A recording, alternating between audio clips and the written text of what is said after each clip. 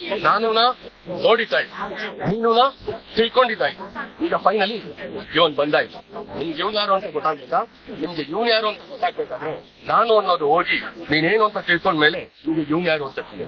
ನಿಮ್ಗೆ ಇವನ್ ಯಾರು ಅಂತ ತಿಳಿಬೇಕಾದ್ರೆ ನಾವು ನೀವು ನಾವು ನೀವು ಹೋದ್ರೆ ಇರೋದು ಮೂರನೇವ್ರು ಯಾರು ಅಂದ್ರೆ ಉಪೇಂದ್ರ ಅನ್ನೋದು 3 ಅಕ್ಷರ, ಅದ್ಭುತ ಅನ್ನೋದು 3 ಅಕ್ಷರ, ಪವಾಡ ಅನ್ನೋದು 3 ಅಕ್ಷರ, ಪ್ರಪಂಚ ಅನ್ನೋದು 3 ಅಕ್ಷರ, ವಿಚಿತ್ರ ಅನ್ನೋದು 3 ಅಕ್ಷರ.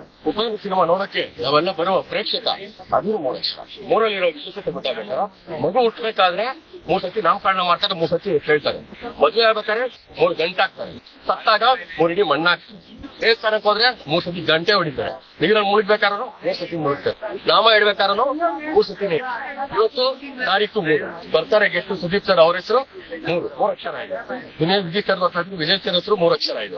ಶಿವಣ್ಣ ಬರ್ತಾರೆ, ಶಿವಣ್ಣ ಅವ್ರ ಹೆಸರು 3 ಅಕ್ಷರ ಇದೆ. ನಮ್ಮೆಲ್ಲರೂ ಹಣೆ ಮೇಲೂ 3 ಇದೆ. 3ರಿಂದ ವಿಶೇಷತೆ ಏನು ಅಂತ ಹೇಳಿದ್ರೆ ಕುದುರೆ ಸಾರಥಿ, ಕುದುರೆ ಅನ್ನೋದು 3 ಅಕ್ಷರ. ಅದ್ರ ಮೇಲೆ ಡೈರೆಕ್ಷನ್ ಅನ್ನೋ ಲಗಾಮ್ ಅನ್ನೋದು 3 ಅಕ್ಷರ.